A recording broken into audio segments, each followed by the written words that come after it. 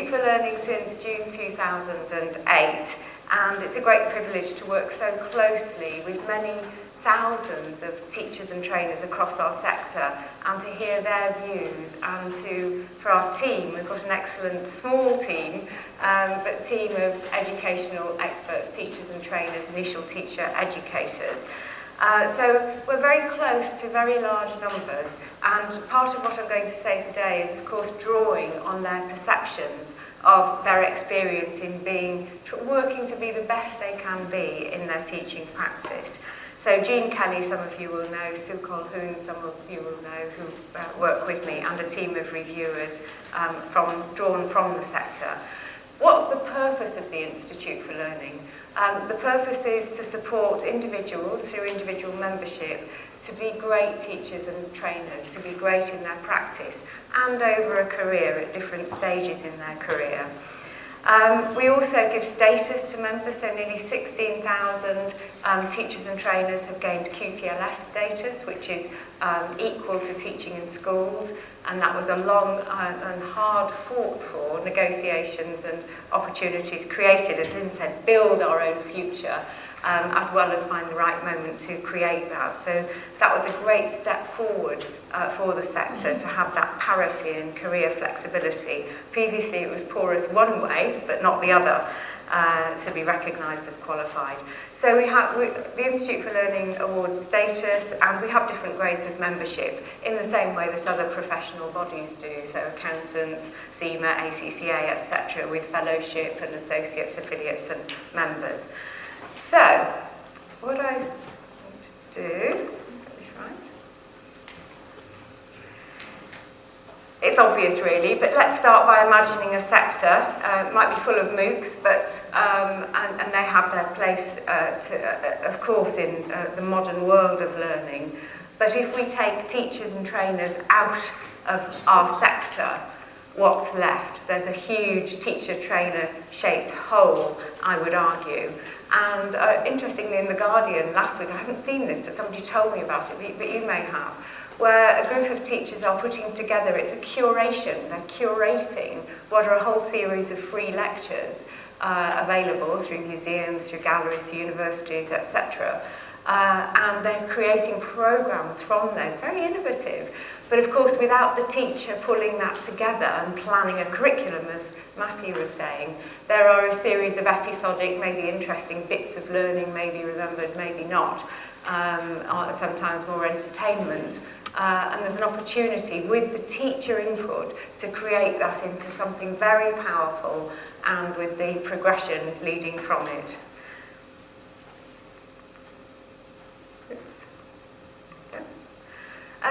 Interesting compared with other professions, if we think about surgeons, for example, or accountants, and if we cast our minds back, you can visualise this, I think, 100 years ago, none of us are old enough to do that from memory, but let's imagine that the surgeon, and it would be a man, so his equipment and his facilities, so different from the modern surgery of today.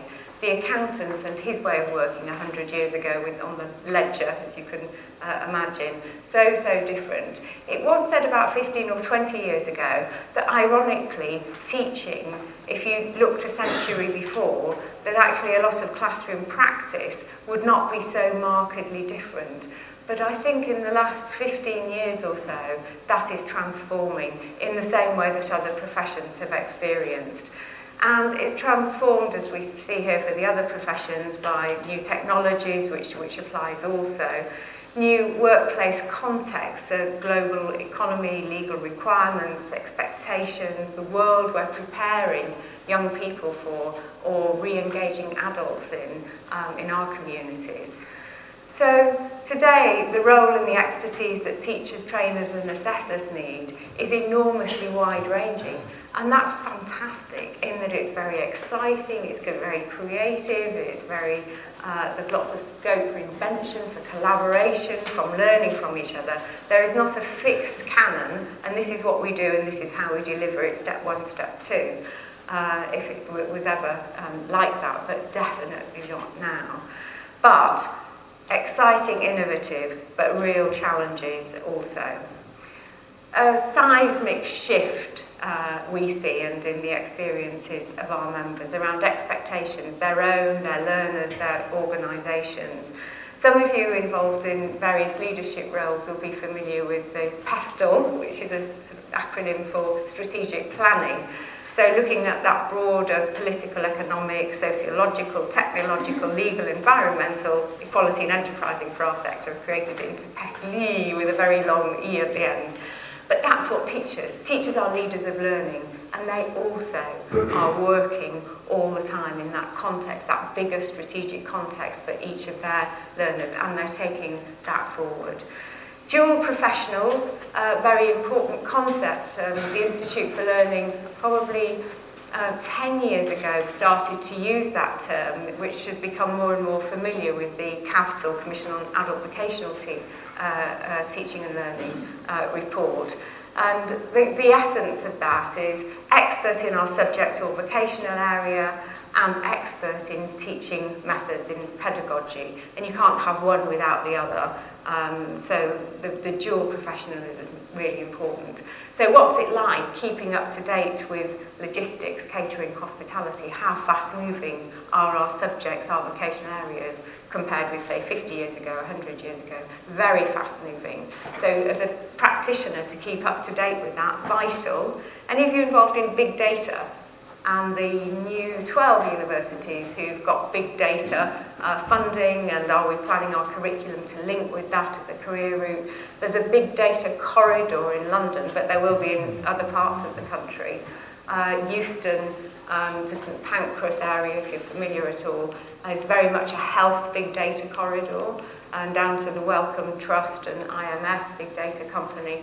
So are we familiar? Are we keeping up to date? Have we got the people in our organisation? Big challenges connected with maths, with data, with computing, of course. And that's not to say we should be ahead of the curve on everything, but for our learners, we need to be in tune with the curve and leading and creating the curriculum to fit the new opportunities. Some of those will be very unfamiliar to us, but we need to bring in and draw on that expertise. The teaching and learning and pedagogies, there's a transformation going on. I come later on in the slide to the importance of evidence-based teaching, and that's not just rear view. How did we do?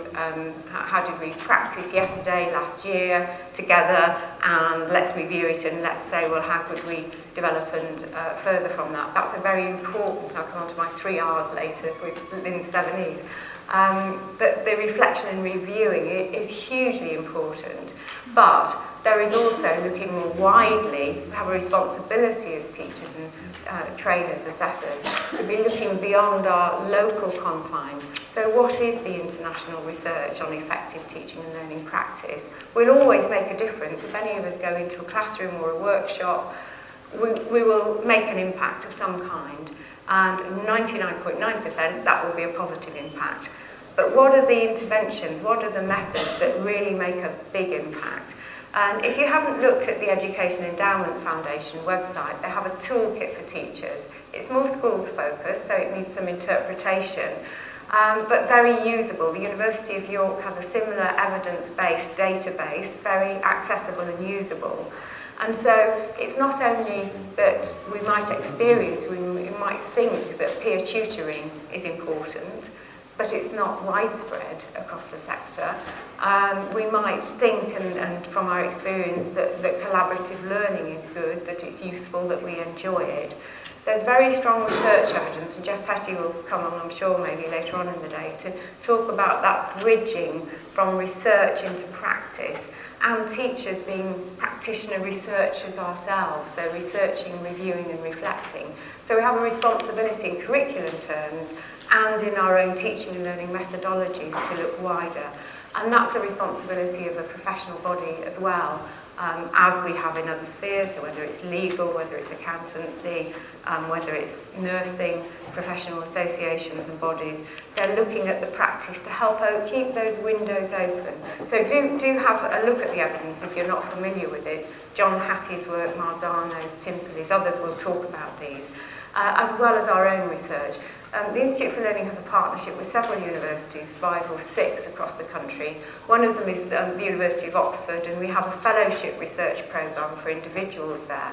There is some fantastic work that practitioners are researching, looking into their own student groups, their own college or provider, to really focus with rigorous research methodology that they share with their colleagues and continue to use in their practice as a methodology, being a rigorous practitioner. So the difference between functional skills, maths and GCSE maths, and how much crossover, what are the initial assessments, how reliable are they? And that's very powerful. We hear the mantra very strongly of integrated English and maths in vocational areas. One of those pieces of research, and they're published on our website, actually showed that it's not having one rule, because creativity and drawing on learners' enthusiasm is also very, very powerful as a way of engaging or remotivating learners. So it's both and rather than either or. So the research, our own research, and drawing on research evidence, very, very important for us as teachers. I have the first line of this slide, unfortunately, is true. There was an advert that was seeking an unqualified maths teacher. I wonder why. I've never seen an advert for an unqualified nurse or an unqualified doctor. And a lawyer who perhaps got a bit of understanding, knowledge of the subject, so the criminal system, rather than a trained lawyer. Curious, isn't it? So why is there a sense that in teaching, somehow having a sound initial education and a grounding in a profession and the professional knowledge and insights, and then continuing professional development, can somehow, some people readily say, is optional in teaching. Never hear it in other professions in that same way. The Institute for Learning put together a collection, again it's on our website, on should teaching qualifications be left to chance. You will make your own mind up and you'll have your own views and your own evidence and experience.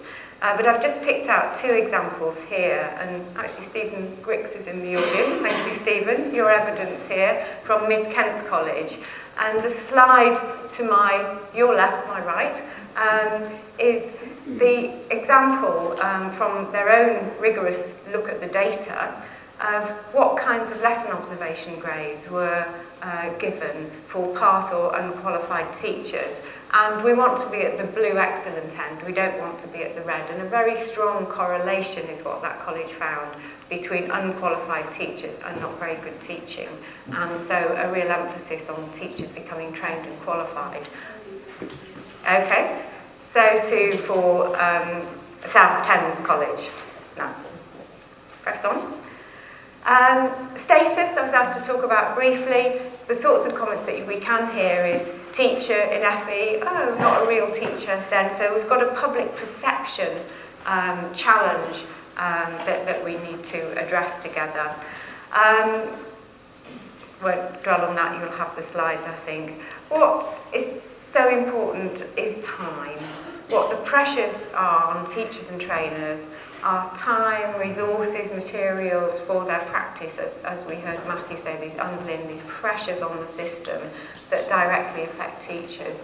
Time and space is the most valuable commodity for practitioners, and that there is a lot of scope for leaders and managers, for teachers to seize space and leaders and managers to create space, not timetabling and over monitoring and managing our professional practitioners, but giving some space for those 3 R's of the reading, reflecting, the research, we had another one, the reviewing.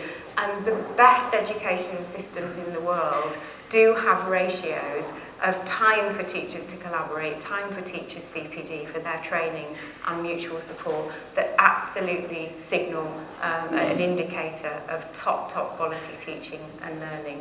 So I'll just conclude by saying give space a chance, and it links back to the earlier phrase from Toni Benn about hope, that sense of hope. If we have the space and time, we can drive the really excellent quality, that outward looking and close focus on the needs of our learners.